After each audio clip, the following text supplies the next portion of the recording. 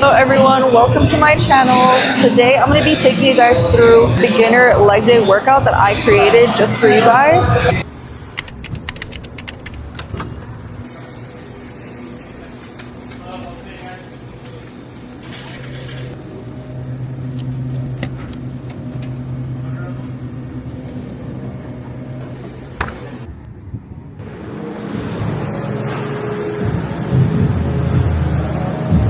To start with, I always warm up. You want to make sure your muscles are warmed up and ready to go. Usually my warm-ups take about 8 to 10 minutes. I like to roll out to start.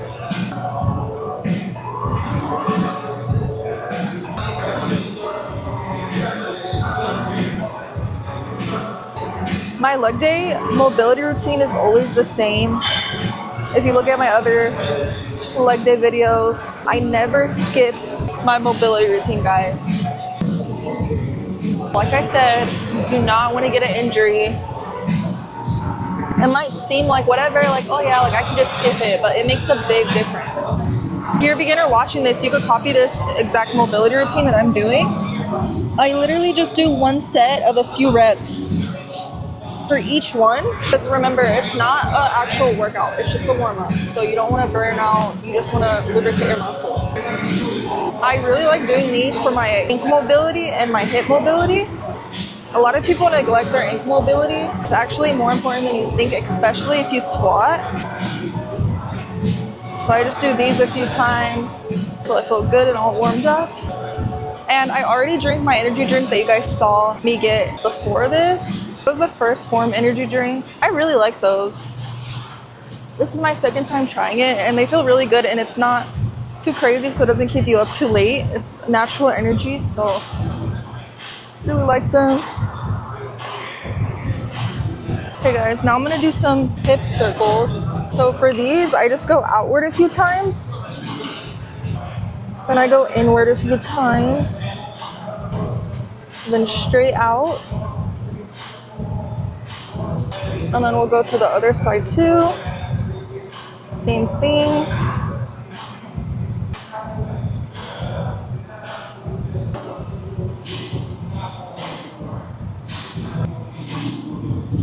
Guys, he just came up to me and told me that he was on the shoulder machine and it just snapped because he put so much weight.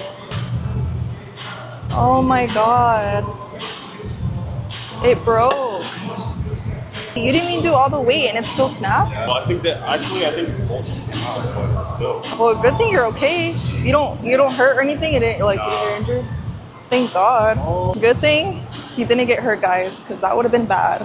A little commercial break, I guess. Now we're gonna do some glute bridges to warm up our glutes, get them activated, and I like to wear a booty band for the extra activation. I like to do like a good amount of these until my glutes feel warmed up. And I just do one set of these. Like I said, I do like one set for everything. We're gonna do basically a RDL into a squat. And I'll do some bodyweight RDLs. Same thing, warm up our hips.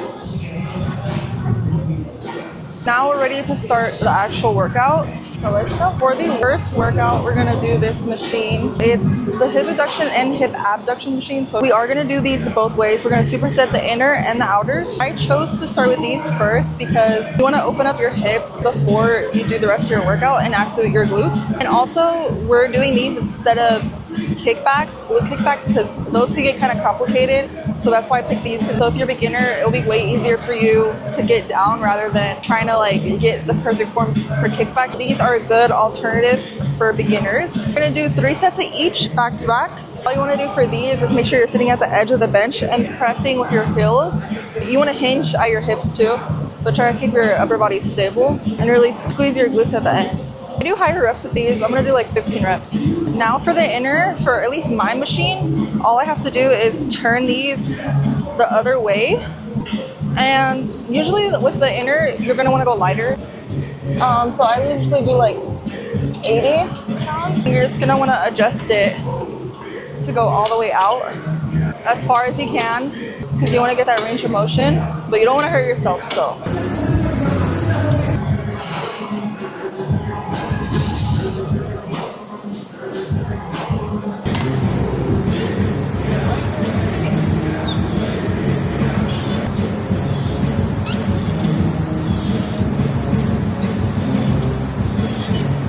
For the next workout, we are going to do the hack squats. Now I got I like to start with the plate, and I like to do them facing forward just because it feels more comfortable. It puts less pressure on my back. If your hack squat that your gym has lets you, do it facing forward instead because it's going to put less pressure on your lower back. The pads are going to be on top of your shoulders, and you're going to back up a little bit. I like to put my feet like shoulder width apart and a little pointed outward, and then you're going to unhook it. You want to make sure you're really bracing on this, and then just squat.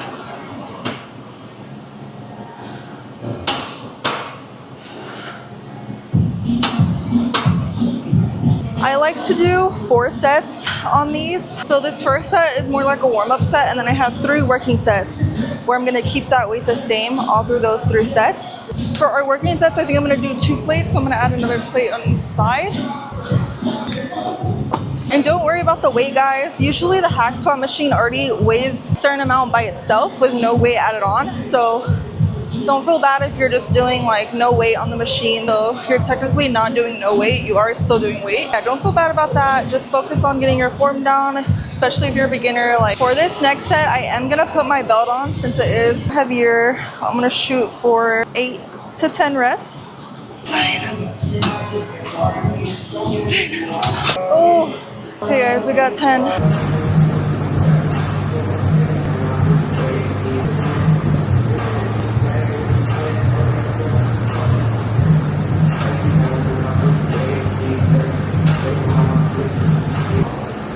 For the next workout, we're gonna do hip thrusts. For a beginner version of hip thrust that I like is either hip thrust on the Smith machine or dumbbell hip thrust. Today we're gonna do dumbbell hip thrust because my Smith machine unfortunately doesn't go low enough to do hip thrust on. Since I have been working out for 5 years now, I am gonna go pretty heavy for my dumbbell, but obviously this is for beginners, so if you're just starting, you're not gonna be able to go that heavy yet. So get whatever weight that works for you. We're gonna do 4 sets around like 15 reps. So get a weight that with the last 5 reps, you really start to struggle. So for me, that would be around 100 pounds. It seems intimidating to use 100 pounds as a dumbbell for hip thrust. I'm gonna show you guys the easiest way to get it on your hips smoothly. Okay guys, the hundreds are at the bottom. So we're gonna have to sumo squat it up. And yeah, that was a little bit of a struggle, but I chose the bench furthest from the 100-pound dumbbell, which was my fault. So that's another trick. You wanna get right in front of whatever dumbbell you're going to grab so you don't have to struggle walking so far with it. First, before I grab my dumbbell, I'm gonna put that on because it gives you just 10 times more activation on your glutes. Especially if you're a beginner and you have a hard time activating your glutes, this is a really good tip. So definitely use a booty band for your hip thrust. Get both of my hands, put them in the middle of the dumbbell, put it against my thighs, sit with it, and then I'm gonna make sure the dumbbell is right on my top of my quads. Now we're just gonna hold on to the bench and we're gonna slide down with one of your hands holding the dumbbell in place.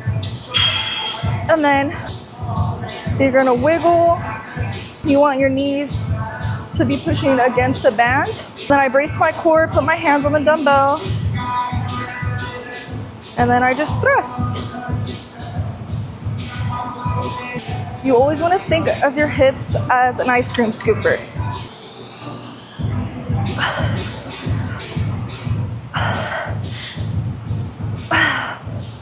Okay, I ended up doing like 20. Now, to get it up, that's how I get it up. 100 was a bit too light for me to get 15 reps struggling. I just added more reps. I did 20 reps. And as you can see, the last 5 is where I really started to struggle. And for the last one, you want to hold it and really squeeze your glutes at the top. We're gonna do 3 more sets of these.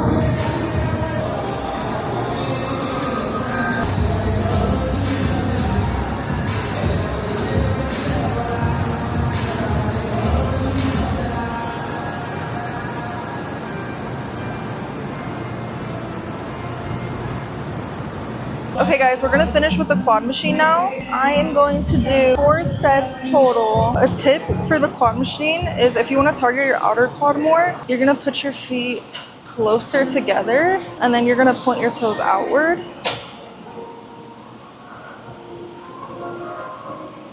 If you want to target your inner teardrop, you're gonna point your feet inward. Like that. If you want your full quad, put your feet shoulder width apart, point your toes straight forward.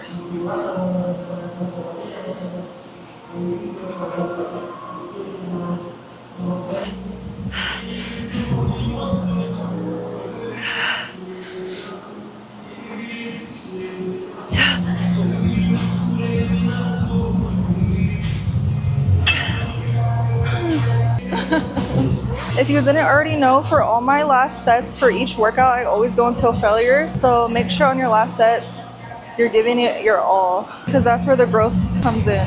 You gotta get comfortable with being uncomfortable. It takes time though, so be patient with yourself. I've been working out for 5 years, so that's why I'm able to push so hard, but don't limit yourself, because you could do more than you think you can. I said the quad machine was the last workout, but I need to do calves. Don't neglect your calves like I did for most of my years training. I didn't do calves. This is like the first year that I started doing calves consistently, and I still need to do them more often. Sometimes I forget still, so let's do some calves, because it looks weird when your thighs get too big and your calves are just literally sticks. So you don't want to be that girl or that boy. I'm gonna elevate my toes real quick with the plate so I can get more stretch of the calves. I'm gonna do like 20. Never mind, only 15.